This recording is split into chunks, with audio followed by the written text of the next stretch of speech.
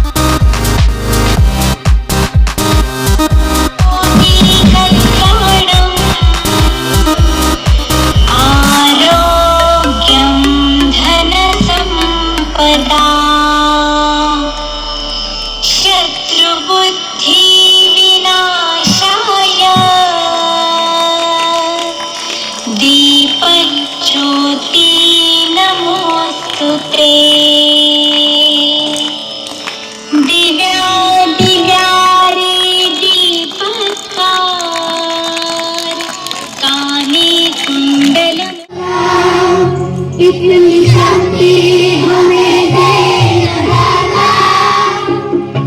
का विश्वास कमजोर होगा।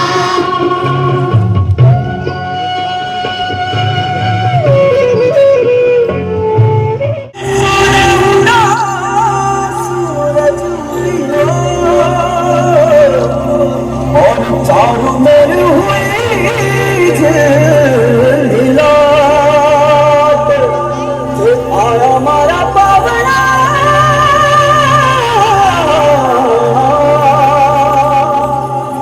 स्वागत करा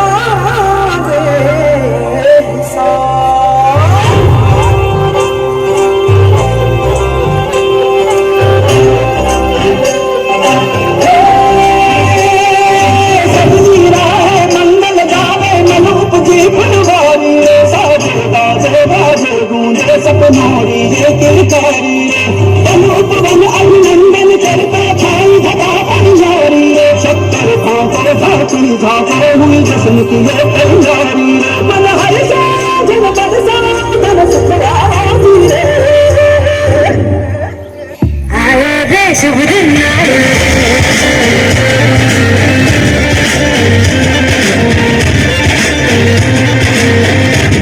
शुभ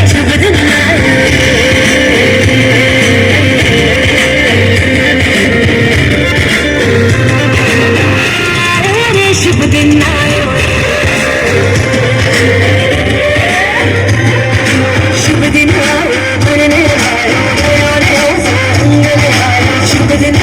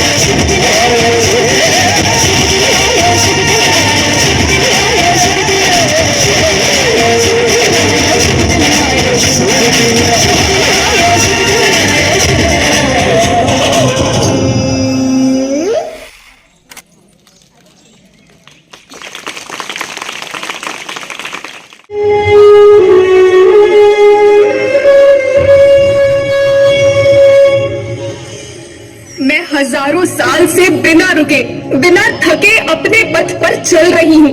मैं तब भी थी जब आप लोग नहीं थे, और मैं तब भी रहूंगी जब आप लोग नहीं रहेंगे। पर अब ऐसा लगता है कि मैं थक रही हूँ। आपकी धरती माँ थक रही है। खेतों में इस्तेमाल किए गए रसायनों एवं रासायनिक खाद से पानी और हवा में जहर घुल रहा है, और मैं थक रही हूँ। खेतों में इनके छिड़काव से मेरी मिट्टी वैसे ही चलती है जैसे आपके शरीर पर कोई तेजाब डाल दे। मेरे बच्चों को तो मेरे दुख का अंदाजा भी नहीं। मेरी मिट्टी बंजर हो रही है, मिट्टी के पोषक तत्व खत्म हो रहे हैं। रसायनों से मेरा शरीर मिर्च की तरह चल रहा है। मेरी फसलों की पैदावार कम हो रही है। मैं धीरे धीरे थक रही हूँ।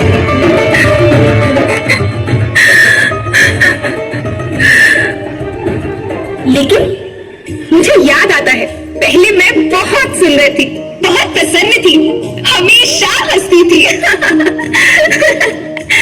मुझे आज भी याद है।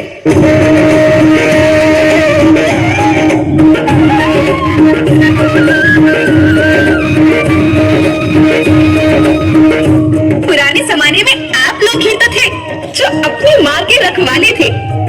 आप लोग प्राकृतिक खेती करते थे। आप जानते थे कि प्राकृतिक खेती परंपरा भी है, जरूरत भी है, और फिर हमारी सभ्यता में तो प्रार्थना भी धरती कल्याण की है। ओम द्यो शांति, अंतरिक्ष शांति, पृथ्वी शांति, औषधया शांति, वनस्पतया शांति। ओम शांति, ओम शांति, ओम शांति। सबका कल्याण।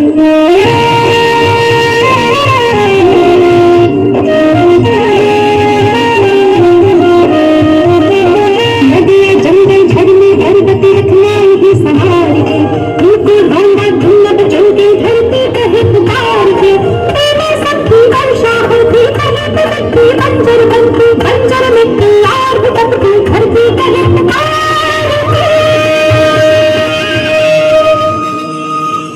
हजारों साल से मनुष्य धरती की गोद में रहता आया है।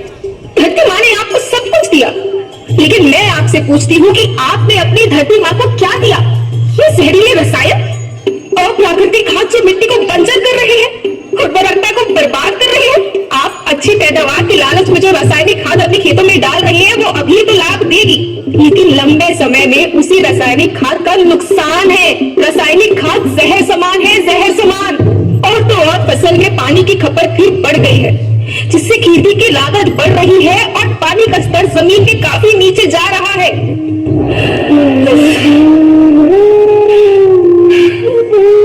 बच्चों, मैं तुम्हारी माँ हूँ। मैंने तुम्हें सुख से जीने के लिए पर्याप्त साधन दिए हैं, और तुम्हारी लालच की पूर्ति के लिए नहीं दिए। ऐसा लगता है कि थोड़ी सी अधिक पैदावार और अपने लालच के लिए आप सब अपनी अगली पीढ़ी, अपने बच्चों के भविष्य के बारे में सोचना ही भूल गए हैं। सोचो, क्या तुम अपने बच्चों को ऐसे खेत देना चाहते हो जो बंजर हो? मैं माटी हूँ। माँ होना मेरे नाम में बसा है। पोषण करने के लिए ही मैंने जन्म लिया है।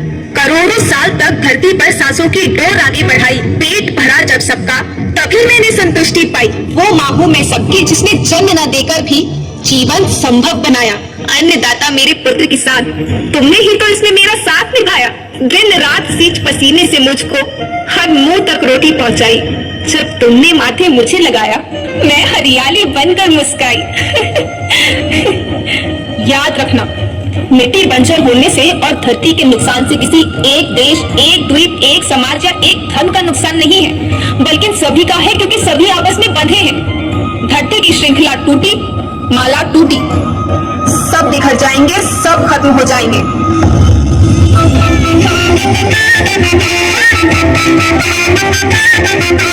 धरती परिवार की जैसी सबका भविष्य है केवल।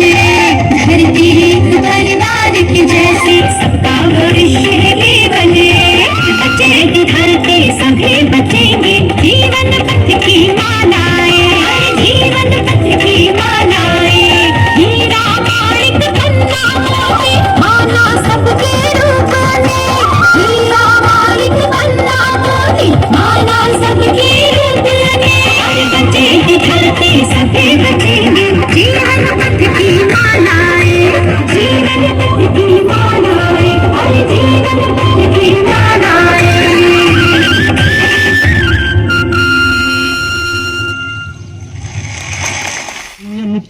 કાર્યક્રમ અંતર્ગત સક્સેસ સ્ટોરી ચૌધરી પંછીબેન. પરિચય ચૌધરી પંછી હસમુખભાઈ, ગામ ઉણાદ. નમસ્કાર સમસ્ત મહાઅનુભવો, અધિકારી શ્રીઓ, શિક્ષકગણ, આરોગ્ય કર્મચારીઓ, ગ્રામજનો, વહાલા બાળકોને પંછી ચૌધરીના નમસ્કાર. ભારત સરકારના અને ગુજરાત સરકારના સંયુક્ત સાહસ થકી બાળકો, સગર્ભા ગાત્રી માતાઓ અને 20 થી 49 વર્ષની મહિલાઓ જે પ્રજનન ધરાવતી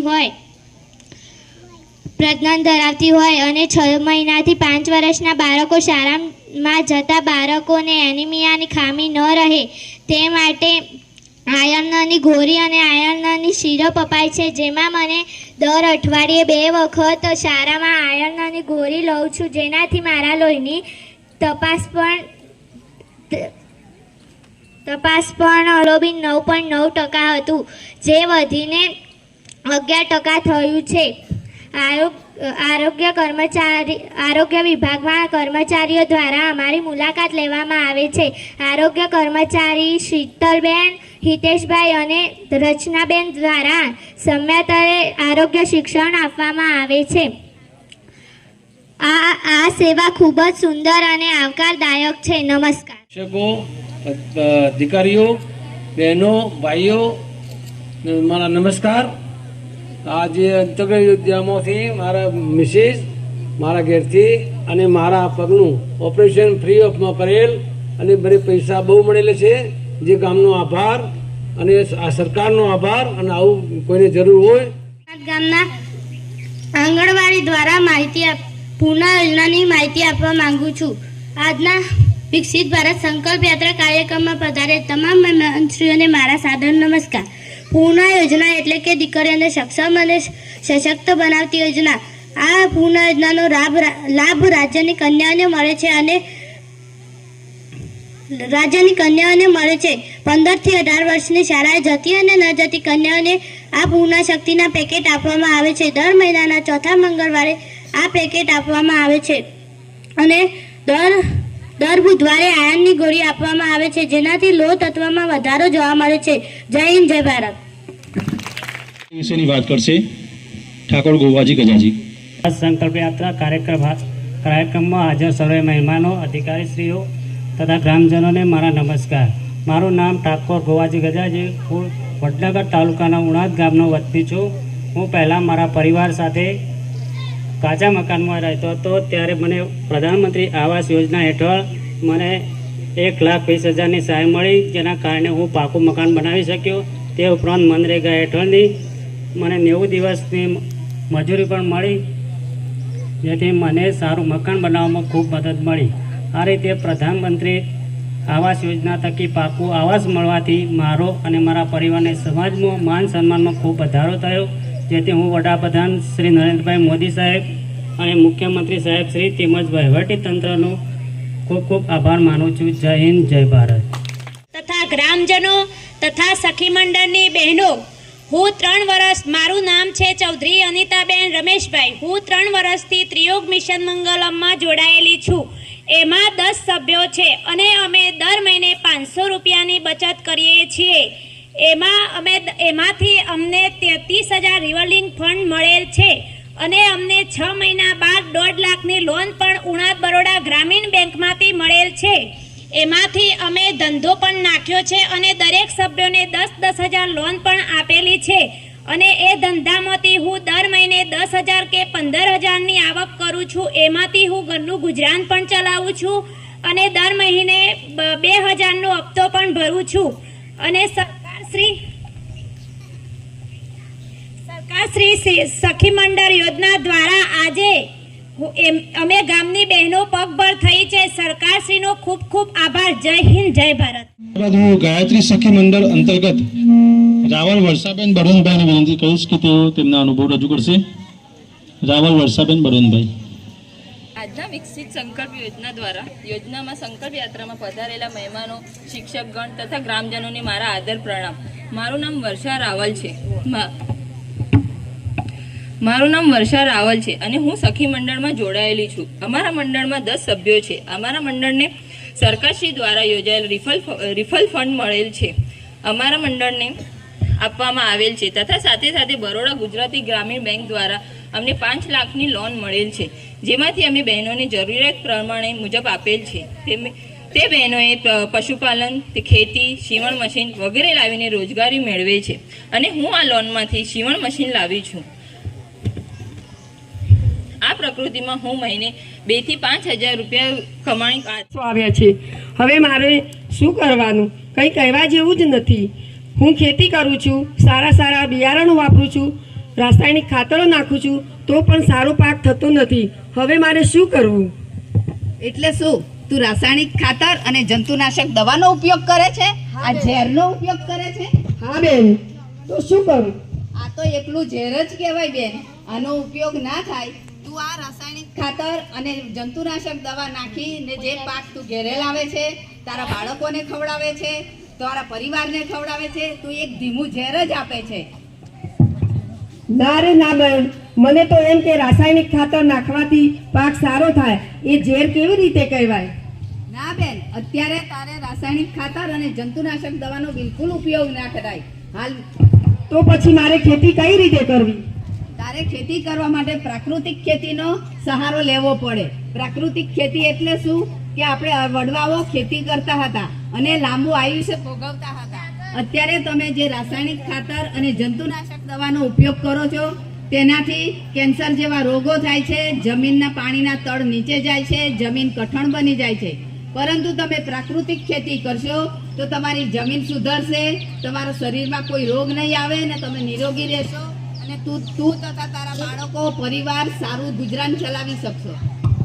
તો પછી ખેતી માટેનું પ્રાકૃતિક ખેતી જ કરીશ અને જીવામૃતનો ઉપયોગ કરીશ. તો બેન, હું તમને એક પ્રશ્ન પૂછું? હા પૂછો ને બેન. તમને આ બધી જાણકારી ક્યાંથી મળી? આમાં એવું છે ને બેન, સખી મંડળ એટલે શું એ તમને ખબર છે? ના બેન, સખી મંડળ વિશે હું નથી જાણતી. તો હું તમને જણાવું કે સખી મંડળ એટલે શું. આ સખી મંડળ એટલે 10 બહેનોથી બનેલું એક જૂથ. 2016થી સરકારે આ યોજના શરૂ કરી છે. બહેનોને આ યોજનામાં જોડાવાથી સરકારી લાભ મળે છે અને સરકારની બધી યોજનામાં જવાથી, મંડળમાં જોડાવાથી તમને દરેક સખી મંડળની મિટિંગોમાં જવાથી, પ્રોગ્રામોમાં જવાથી તમને વધુ જાણકારી મળશે. સારું બેન, હું હવે સખી મંડળમાં જોડાઈશ. જો તમે સખી મંડળમાં જોડાઓ તો તમને આ બધા લાભ મળશે. તો તમે સખી મંડળમાં જોડાઓ અને તમને માહિતી મળશે અને ગૃહ ઉદ્યોગ, ખેતીવાડી માટે તમને સરકારશ્રી તરફથી લોન મળશે. શું આ બધી બહેનો સખી મંડળમાં જોડાયેલી છે? હા બેન, આ બધી બહેનો સખી મંડળમાં જોડાયેલી છે. તો આજથી જ હું સખી મંડળમાં જોડાઈશ અને સખી મંડળના જે પ્રોગ્રામો થાય છે તેમાં હું હાજરી આપીશ અને ખેતરમાં પ્રાકૃતિક ખેતી કરીશ, જીવામૃતનો જ સંસ્કાર કરીશ. જય હિન્દ, જય ભારત.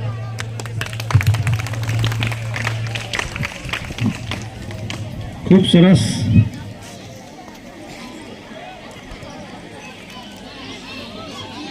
સખી મંડળની કાર્યરતનું એનું આયોજન શાળાના બેન શ્રી દક્ષાબેન મારફતે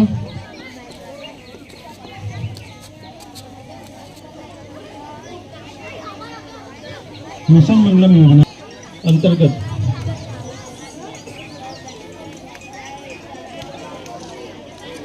ખૂબ ખૂબ આભાર. મહાદેવ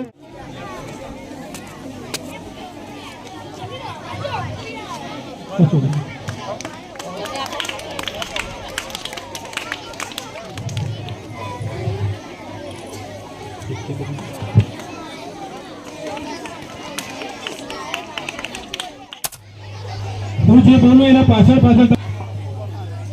અમે સંકલ્પ કરીએ છીએ કે ભારતને 2047 સુધી આત્મનિર્ભર અને વિકસિત રાષ્ટ્ર બનાવવાના સપનાને સાકાર કરીશું. ગુલામીની માનસિકતાને જળમૂળથી ઉખાડી ફેંકીશું. દેશના સમૃદ્ધ, વારસા પર ગર્વ કરીશું, ભારતની એકતાને વધુ મજબૂત કરીશું અને દેશના રક્ષકોનું સન્માન કરીશું. નાગરિક તરીકે કર્તવ્યનું પાલન કરીશું. જય ભારત, જય હિન્દ. और उनकी प्रतिमा पर पुष्पांजलि अर्पित करने का सौभाग्य मिला था. उस तीर्थ यात्रा की स्मृति में मेरे मानस पटल को 100